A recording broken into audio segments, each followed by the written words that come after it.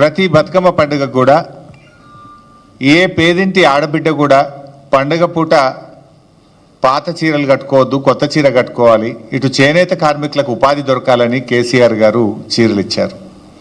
ఏమన్నాడు రేవంత్ రెడ్డి గారు? చాలా మంచి డిజైన్లు ఇస్తాం, ఒక్క చీర కాదు 2 చీరలు ఇస్తా అన్నాడు. కానీ ఉన్న చీర ఎగబెట్టిండు కదా రేవంత్ రెడ్డి. మన తెలంగాణలో ఆడపిల్లల్ని మహాలక్ష్మిలుగా చూస్తాం. జనరల్గా ఆడపిల్లలకు కట్నం పెడతామంటే ప్రాణం పోయినా సరే ఆడపిల్ల కట్నం తప్పకుండా ఇస్తాం, చెల్లించుకుంటాం, వాళ్ళ మాట తప్పకుండా ఇస్తూ ఉంటాం. ఆడపిల్లకు మాట ఇచ్చి తప్పితే అది పెద్ద పాపంగా మనం తెలంగాణలో భావిస్తూ ఉంటాం. మరి అలాంటి ఆడపిల్లల్ని, మన అక్కా చెల్లెల్ని మోసం చేసినటువంటి చరిత్ర ఇవాళ రేవంత్ రెడ్డి గారిది. ఆ రోజేమో 2 చీరలు ఇస్తా అన్నాడు. 2 చీరలు కాదు కదా, కనీసం జాకెట్ పీస్ కూడా ఇవ్వలేన, జాకెట్ పీస్ కూడా ఇవ్వలే. పండగ పూట ఆడపిల్లల్ని రేవంత్ రెడ్డి ఏ రకంగా బాధ పెట్టిండో, ఏ రకంగా మోసం చేసిండో ఆయన డబుల్ స్టాండర్డ్స్ ఇప్పుడు మన మహిళల విషయంలో చూసాం. అదేవిధంగా మూడోది ఎల్ఆర్ఎస్ చూపిస్తానా? అప్పుడు ఎల్ఆర్ఎస్ మీద ఏఆర్ఎస్ ఏందో ఒక్కసారి చూద్దాం.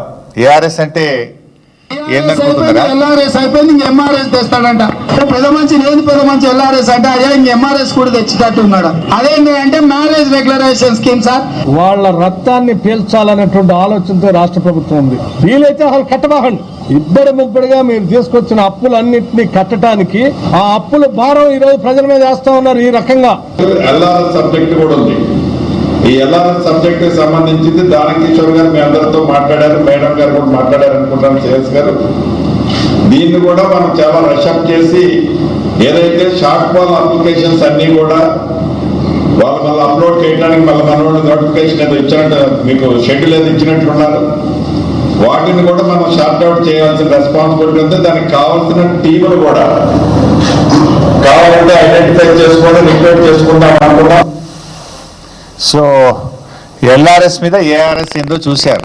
ఎల్ఆర్ఎస్ అంటే ల్యాండ్ రెగ్యులరైజేషన్ స్కీమ్, మరి ఏఆర్ఎస్ అంటే యనమల రేవంత్ రెడ్డి స్కీమ్. ఆ రోజు బీఆర్ఎస్ పార్టీ అధికారంలో ఉన్నప్పుడు ఎల్ఆర్ఎస్ ఉచితంగా చేయాలని, పేదల రక్తమాంసాలు పీలుస్తున్నారని, పేదలను ఉసురు పోసుకుంటున్నారని రెచ్చిపోయి మాట్లాడిండు రేవంత్ రెడ్డి గారు, బట్టి విక్రమార్క గారు, ఉత్తమ్ కుమార్ రెడ్డి గారు, కోమటిరెడ్డి గారు, సీతక్క గారు. ఇంకా అందరి వీడియోలు ఉన్నాయి, నేను టైం వేస్ట్ చేయదలుచుకోలేదు. కానీ ఇవాళ ఏమంటున్నారు? డబ్బు కట్టాల్సిందేనట. ఇప్పుడు 15,000 కోట్ల రూపాయల డబ్బు కట్టండి అని అధికారులకు ఛార్జ్ మెమోలు ఇస్తున్నారు. ఏమైంది? ప్రజల దగ్గర డబ్బు కట్టిస్తలేరు. ప్రజల్ని బెదిరించండి, అవసరమైతే కడీలు వీకండి, లేఅవుట్లు కూల్చండి, ప్రజల చేత డబ్బు కట్టించండి అని చెప్పి ఇవాళ ప్రజల రక్త మాంసాలు పీల్చి ఇవాళ ఎల్ఆర్ఎస్ డబ్బులు పేద ప్రజల దగ్గర వసూలు చేస్తూ ఉన్నారు. నేను అడుగుతా ఉన్నా, ఆ రోజు ఉచితంగా చేయాలన్న మీరు ఇవాళ పేద ప్రజల రక్త మాంసాలు ఎందుకు పీలుస్తున్నారు?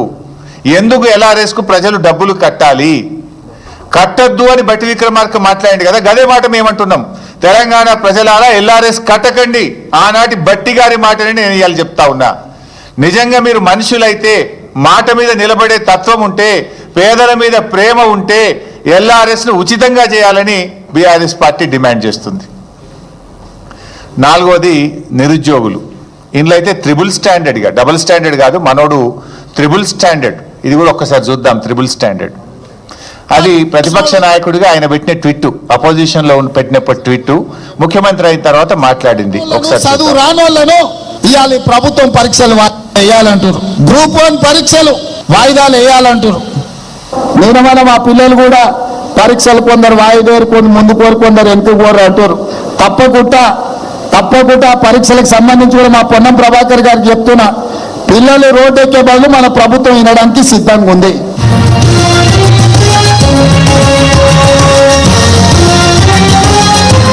ఓకే.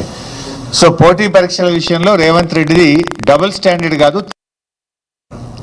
ఆ రోజు ప్రతిపక్షంలో ఉన్నప్పుడు గ్రూప్ 2, గ్రూప్ 1 ఎగ్జామ్స్ కేసీఆర్ గారు పెట్టాలని నిర్ణయం తీసుకుంటే వాయిదా వేయాలి, 2 పరీక్షలు ఒక్కసారి ఎట్లా రాస్తారు అని చెప్పి ఈయన గారు ఆ రోజు మాట్లాడినాడు, ట్వీట్ పెట్టినాడు. మొన్న ముఖ్యమంత్రి అయిన తర్వాత ఇదే పిల్లలు అశోక్ నగర్లో రోడ్ల మీదకి వచ్చి పరీక్షలు వాయిదా వేయాలంటే ఇది ప్రతిపక్షాల కుట్ర అన్నాడు. తలకు మాసినోడే పరీక్షలు వాయిదా వేయాలంటారని, చదువు రానోళ్ళే పరీక్షలు వాయిదా